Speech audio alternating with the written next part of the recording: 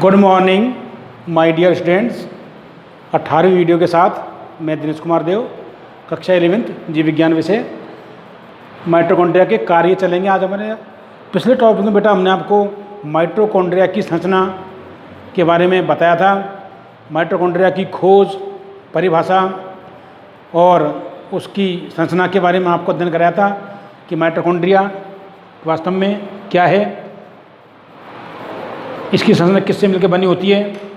अब ध्यान देना, माइटोकॉन्ड्रिया एक ऐसा कोशिकांग होता है जो विखंडन द्वारा विभाजित होता है, अर्थात ये अपने आप में विभाजित होता है विखंडन द्वारा, इसलिए इसे अर्धस्वायत्त कोशिकांग भी कहते हैं। अब देखिएगा इसके कार्य।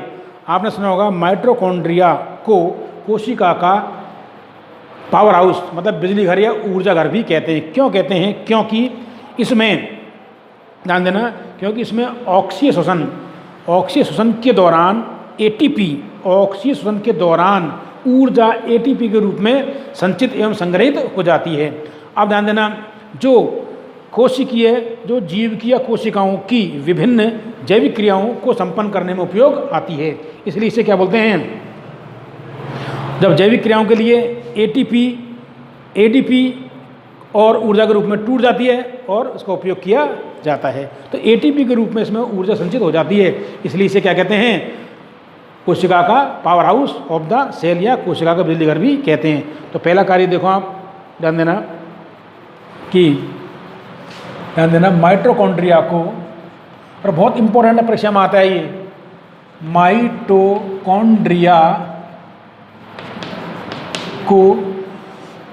माइटोकॉन्ड्रिया को कोशिका का बिजली घर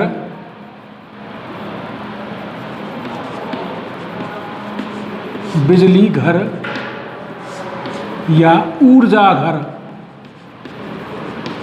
घर, इंग्लिश में power house of the cell, power house of the cell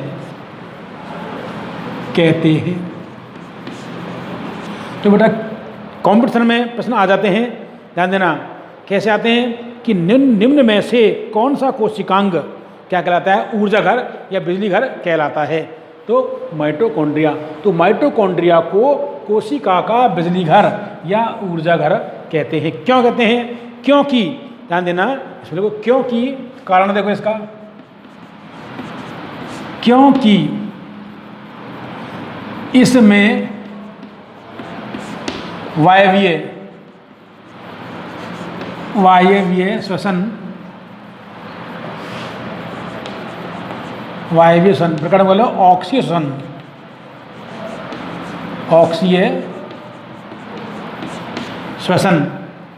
वायवीय श्वसन या ऑक्सीय श्वसन के दौरान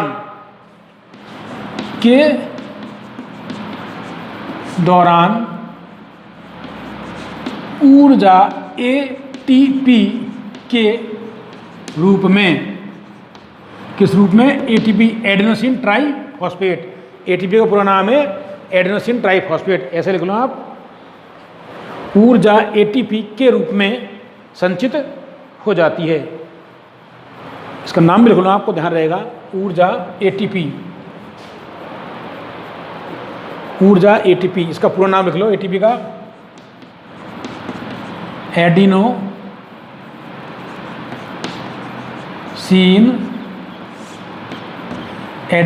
ट्राइफॉस्फेट,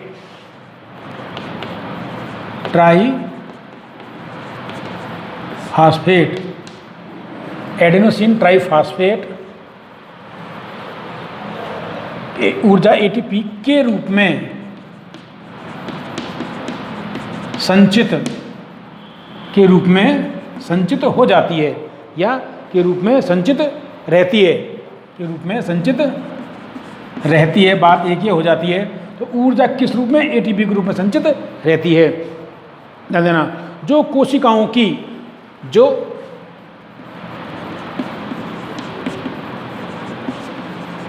जो कोशिकाओं की विभिन्न जैविक क्रियाओं के लिए आवश्यक होती है। विभिन्न क्रियाओं के लिए आवश्यक होती है, आवश्यक होती है। अब ध्यान देना, जैविक क्रियाओं के लिए यह है, ध्यान देना, जैविक क्रियाओं के लिए क्या है, टूट जाती है ये। तो ध्यान देना, सबसे पहले माइटोकॉन्ड्रिया को कोशिका का बिजली घर या ऊर्जा घर कहते हैं, क्योंकि इसमें वायवीय श्वसन या ऑक्सीय श्वसन के दौरान ऊर्जा एटीपी एडिनोसिन ट्राइफॉस्फेट के रूप में संचित रहती है, जो कोशिकाओं की विभिन्न जैविक क्रियाओं के लिए आवश्यक होती है। तो प्रश्न में 2 नंबर का प्रश्न बन जाता है बेटा कि माइटोकॉन्ड्रिया को कोशिका का बिजली घर या ऊर्जा घर कहते हैं, क्यों, कारण लिखिए। तो इसका कारण है ये, ध्यान देना, क्या कारण है कि माइटोकॉन्ड्रिया को कोशिका का बिजली घर या ऊर्जा घर कहते हैं, क्योंकि इसमें ऑक्सीय श्वसन या वायु श्वसन के दौरान, ऑक्सीय श्वसन या वायवीय श्वसन के दौरान ऊर्जा एटीपी या एडेनोसिन ट्राइफॉस्फेट रूप में संचित रहती है, जो कोशिका की विभिन्न जैविक क्रियाओं के लिए आवश्यक होती है। अब ध्यान देना, जो ये एटीपी जो ऊर्जा होती है जैविक क्रियाओं में, अब ध्यान देना, जैविक क्रियाओं में, जैविक क्रियाओं, ध्यान देना, जैविक क्रियाओं के लिए एटीपी टूट जाता है। किसमें? जैविक क्रियाओं के लिए एटीपी, जैविक क्रियाओं के लिए यह एटीपी एडीपी, आईपी और ऊर्जा में, आईपी होता है इनऑर्गेनिक फास्फेट, ये होता है एडीपी एडेनोसिन डाई फास्फेट, और आईपी इनऑर्गेनिक फास्फेट ऊर्जा में टूट जाता है, विखंडित हो जाता है। जैविक क्रियाओं के लिए यह एटीपी एडीपी आईपी और ऊर्जा में विखंडित हो जाता है, टूट जाता है, विखंडित या अपघटित, विखंडित हो जाता है और ऊर्जा प्राप्त हो जाती है, ये है। तो अब ध्यान देना, और देखो आप कैसे टूटेगा ये एटीपी, ध्यान देना किस टूटे, एडीपी प्लस आईपी प्लस ऊर्जा, ध्यान देना ऐसे। इसका नाम है adenosine triphosphate, adenosine try phosphate, यह एडिनोसिन डाई फास्फेट, और ये होता है इनऑर्गेनिक फास्फेट, अकार्बनिक फास्फेट, अकार्बनिक फास्फेट। भाई एक फास्फेट अणु निकल जाएगा, क्या बन जाएगी? एडीपी, और कहने की ऊर्जा, यह ऊर्जा जैविक क्रियाओं के लिए उपयोग आती है। तो इस प्रकार इसलिए बिजली घर कहते हैं इसको।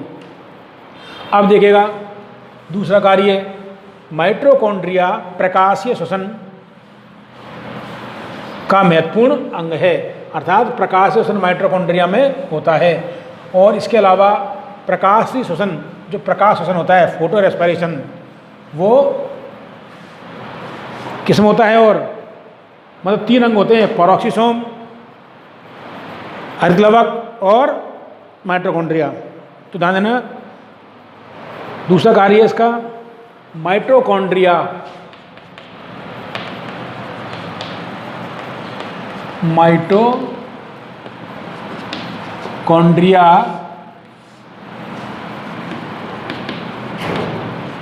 प्रकाश श्वसन, फोटो रेस्पिरेशन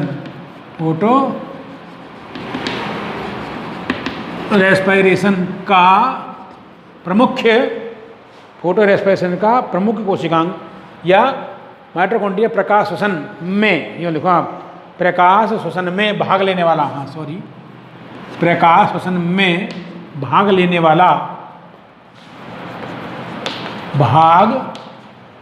लेने वाला प्रमुख कोशिकांग है, प्रमुख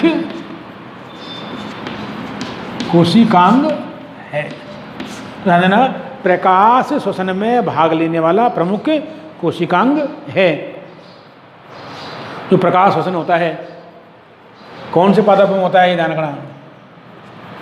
2 प्रकार के पादप होते हैं, C3 पादप और C4 पादप।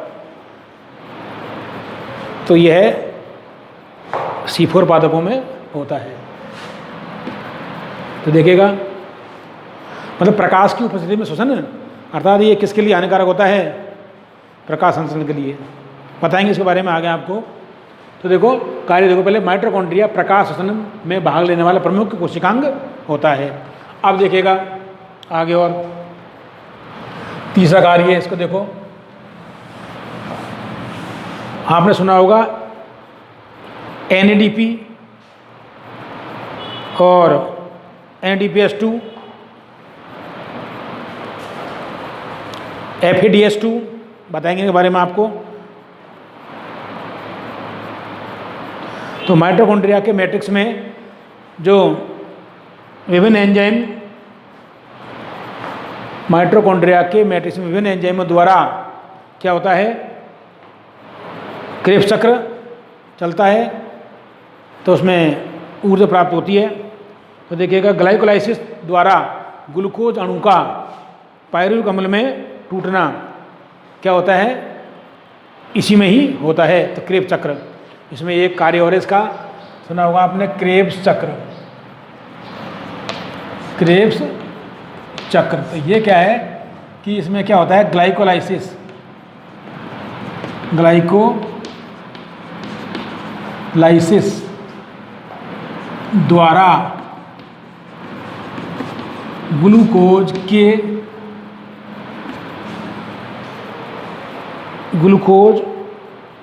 अणु को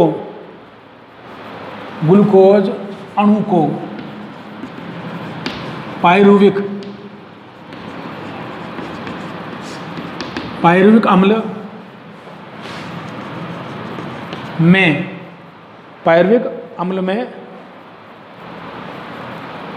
ग्लूकोज अणु को पायरुविक या ग्लूकोज अणु का पायरुविक अम्लों में टूटना, ग्लूकोज अणु का पायरुविक अम्ल में टूटना होता है। किसके दौरान, क्रेब्स चक्र के दौरान। इसमें क्या होता है, विभिन्न एंजाइम द्वारा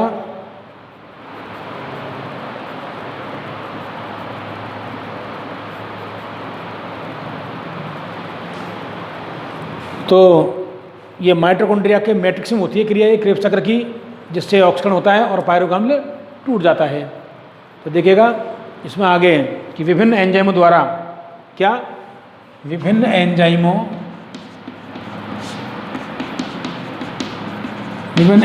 द्वारा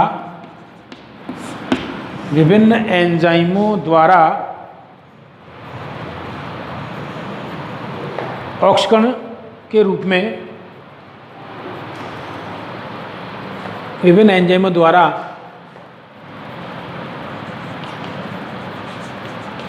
ऑक्सीकरण के रूप में क्या हो जाता है, ऑक्सीकरण के रूप में मैट्रिक्स में स्थानांतरित होना, ऑक्सीकरण के रूप में पायरुविक अम्ल का माइटोकॉन्ड्रिया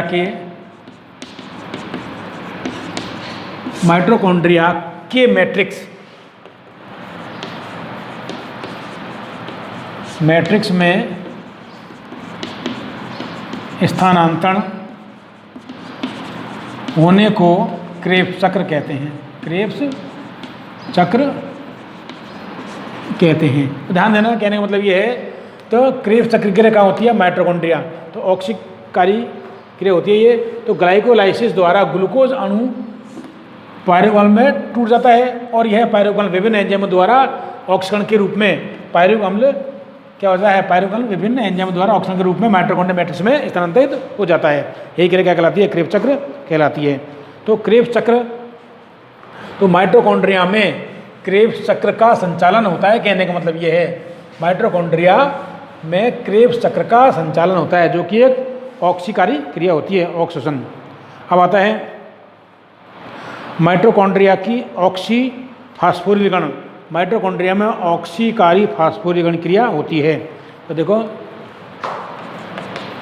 माइटोकॉन्ड्रिया, चौथा कार्य है इसका, माइटोकॉन्ड्रिया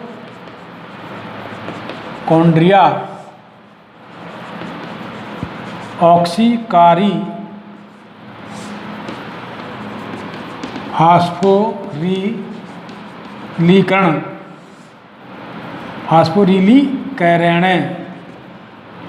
ऑक्सीकारी फास्फोरिलीकरण में भाग लेता है। माइटोकॉन्ड्रिया ऑक्सीकारी फास्फोरिलीकरण या माइटोकॉन्ड्रिया में ऑक्सीकारी फास्फोरिलीकरण क्रिया होती है। माइटोकॉन्ड्रिया में ऑक्सीकारी फास्फोरिलीकरण की क्रिया होती है। तो इसमें क्या होता है, ध्यान देना कि माइटोकॉन्ड्रिया की आंतरिक झिल्ली तो माइटोकॉन्ड्रिया की आंतरिक झिल्ली पर उपस्थित ऑक्सीसोम में परिभाषा देखो ऑक्सीकारी फास्फोरिलीकरण की क्या होता है। ये माइटोकॉन्ड्रिया में ऑक्सीकारी फास्फोरिलीकरण क्रिया होती है। अभी ऑक्सीकारी फास्फोरिलीकरण है क्या, ये देखो, माइटोकॉन्ड्रिया की आंतरिक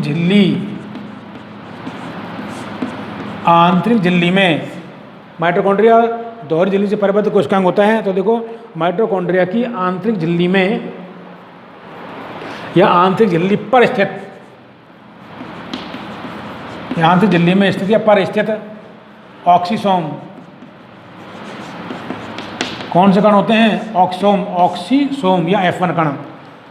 ध्यान रखना ये कि माइटोकॉन्ड्रिया की आंतरिक झिल्ली अंतर्वलित होकर क्या बनाती है, क्रिस्टी, और क्रिस्टी पर ध्यान देना एक संरचना पाई जाती है बल्ब के समान या रैकेट के समान, जिसे क्या बोलते हैं, ऑक्सीसोम या F1 कण कहते हैं। इन्हीं पर क्या होता है, ऑक्सीकारी फास्फोरिलीकरण क्रिया होती है। तो ऑक्सीसोम में NADH2, ऑक्सीसोम में NADH2 ये करो इसको, NADPH2 NADH2 और FA ये को लिख लो NADP, ये को लिख लो NADH2 और FADH2, NADH2, NADPH2, NADH2, FADH2 के ऑक्सीकरण द्वारा, इनका क्या होता है कि ऑक्सीकरण द्वारा इनका क्या होता है, ऑक्सीकरण होता है, जिससे क्या मिलती है, ऊर्जा। ऑक्सीकरण द्वारा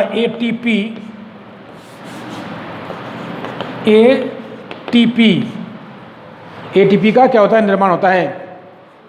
एटीपी का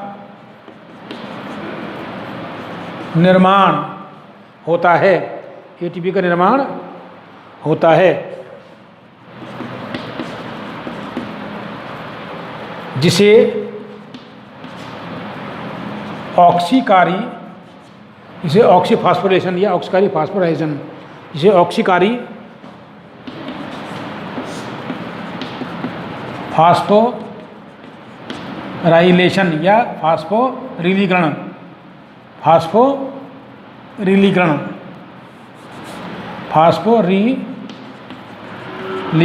या ऑक्सीकारी फास्फोराइलेशन कहते हैं। तो ध्यान देना, माइटोकॉन्ड्रिया में ऑक्सीकारी फास्फोरिलीकरण की क्रिया होती है। अब ये क्रिया कहाँ होती है, माइटोकॉन्ड्रिया की आंतरिक झिल्ली पर स्थित ऑक्सोम होती है। ऑक्सोम में क्या करेगा, ध्यान देना, NADPH2, NADH2 और FAD जो कि ऑक्सी के पदार्थ होते हैं, इनका ऑक्सीकरण करेगा। ऑक्सीकरण द्वारा किसका निर्माण, एटीपी का, तो ऊर्जा उत्पन्न होती है।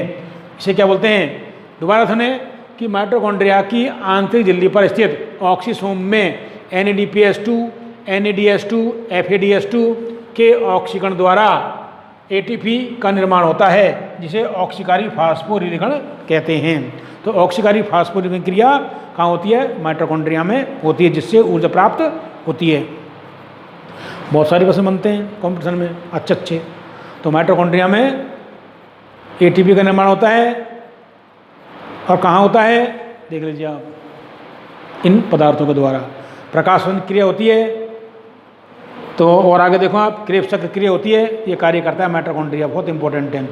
अब प्रश्न आता है कि आपके दिमाग में आ रहा होगा, पढ़ रहे होंगे आप, NADPH2, NADH2 और FADH2 के पूरे नाम परीक्षा में पूछे जाते हैं, फुल फॉर्म। तो देख लीजिएगा, इनके नाम देखते हैं हम आगे कि इनकी फुल फॉर्म क्या है। तो ये माइटोकॉन्ड्रिया के कार्य बहुत इंपॉर्टेंट है भाई, परीक्षा में आने लायक, ध्यान देना। तो देखिएगा NADH2 NADPH2 का पूरा नाम देखो, निकोटिनेमाइड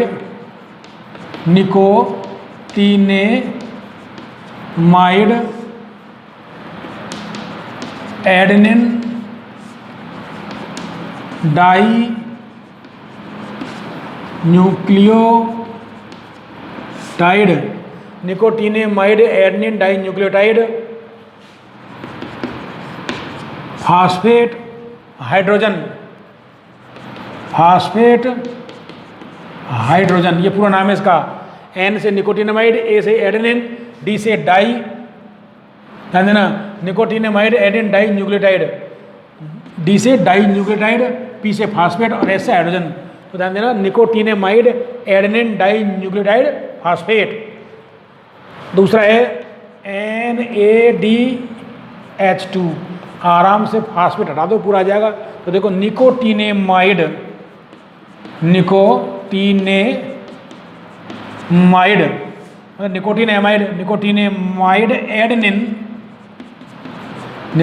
एडेनिन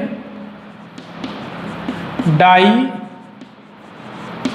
न्यूक्लियोटाइड, ध्यान देना, N से निकोटिनेमाइड, A से एडेनिन, डाई से डाई न्यूक्लियोटाइड और P है नहीं इसमें, तो फास्फेट हट जाएगा, क्या जाएगा, हाइड्रोजन,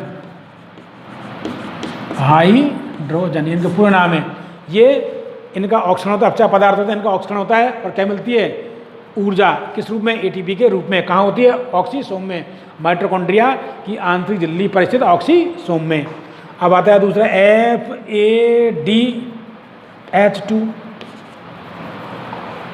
FADH2, इसकी फुल फॉर्म देखिएगा, FADH2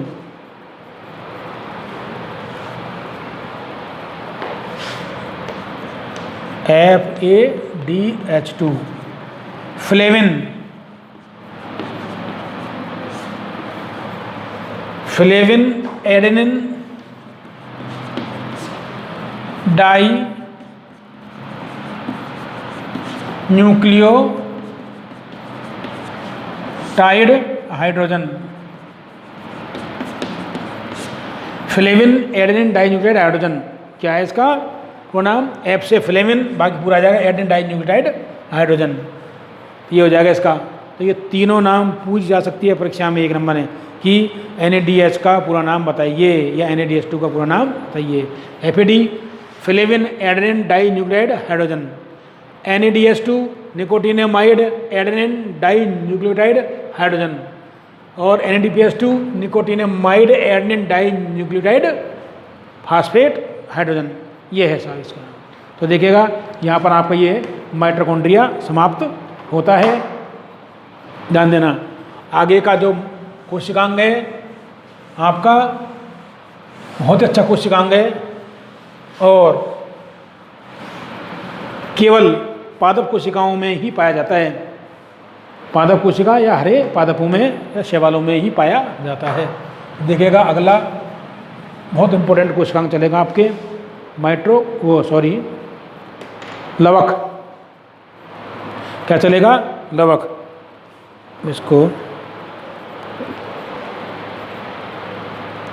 तो देखिएगा अगला जो कोशिकांग है इसमें आ जाएगा आपको लवक। तो देखिएगा ध्यान से इसमें,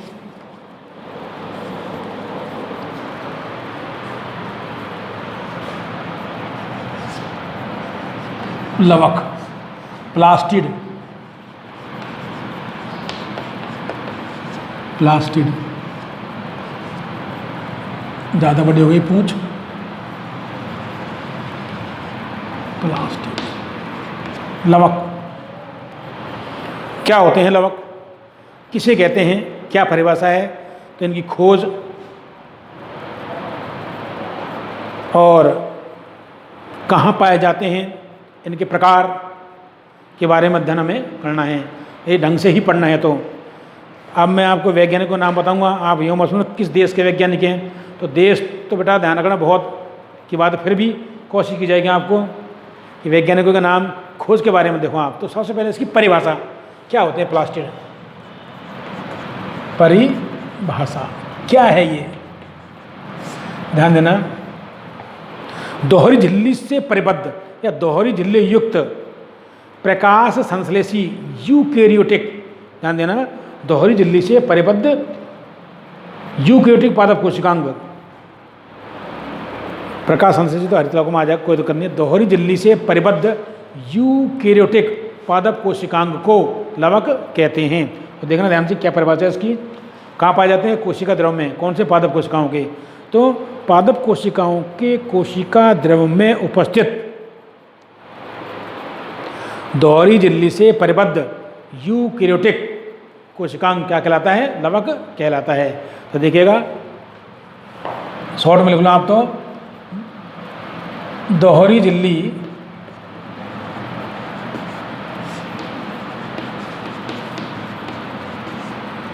दोहरी झिल्ली से परिबद्ध,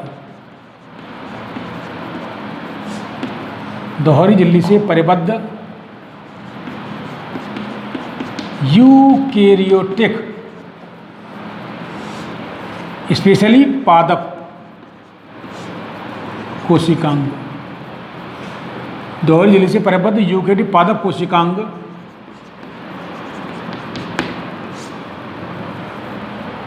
दोहरी झिल्ली से परिबद्ध यूकेरियोटिक पादप कोशिकांग जो कोशिका द्रव में पाया जाता है लवक कहलाता है। जो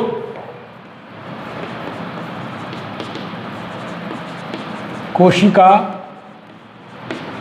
द्रव में पाया जाता है लवक कहलाता है, प्लास्टिड कहलाता है। तो ध्यान देना बेटा, हम इसको ये भी नहीं लिख करके ये भी कह सकते हैं कि पादप कोशिकांग लवक कहलाता है, ये भी कह सकते हैं। इसको हटा करके जब दिक्कत हो तो यहाँ से इसको हटा दो, कोई परेशानी नहीं है, लेकिन उपस्थित दिखा दी हमने, कहाँ पाया जाता है, कोशिका द्रव में। तो देखो दोहरी झिल्ली से परिबद्ध यूकेरियोटिक पादप कोशिकांग लवक कहलाता है, ये भी कर सकते हैं हम। तो ये भी कह सकते हैं कि दोहरी झिल्ली से परिबद्ध यूकेरियोटिक पादप कोशिकांग जो कोशिका द्रव में पाया जाता है क्या कहलाता है, लवक कहलाता है। अब ध्यान देना कि खोज किसने की इसकी, ध्यान देना, किसी खोज, लवक की खोज। तो देखिएगा आगे आ जाएगा इसमें खोज, डिस्कवरी ऑफ द प्लास्टिड। तो देखिएगा लवक की खोज एवं नामकरण। तो देखो लवक की खोज एवं नामकरण, नाम भी किसने दिया और खोजा भी किसने, तो एक वैज्ञानिक हुए अर्नेस्ट हैकल। तो नामकरण 1865 में किसने किया, हैकल द्वारा दिया गया। हैकल, अर्नेस्ट हैकल द्वारा खोज की गई और नामकरण किया गया, हैकल द्वारा किया गया। दोनों आगे इसमें नाम भी किसने दिया था, हैकल ने दिया था, और खोज भी हैकल ने की थी 1865 में। अब ये कहाँ के थे, ये जर्मनी के थे। ध्यान देना, देश कौन सा है, जर्मन वैज्ञानिक थे ये। क्या, अर्नेस्ट हैकल, अर्नेस्ट हैकल पूरा नाम है इनका, अर्नेस्ट हैकल मतलब E हैकल या अर्नेस्ट हैकल। कहाँ के थे, जर्मन वैज्ञानिक, जर्मनी के थे ये, जर्मन वैज्ञानिक थे, ये जर्मनी के वैज्ञानिक थे जिनके द्वारा इनकी खोज एवं नामकरण किया गया। अब ध्यान देना, आगे आता है अनुपस्थिति, कहाँ पर अनुपस्थित होते हैं। तो हम इसको अगले टॉपिक में आपको बताएंगे, ध्यान रखना।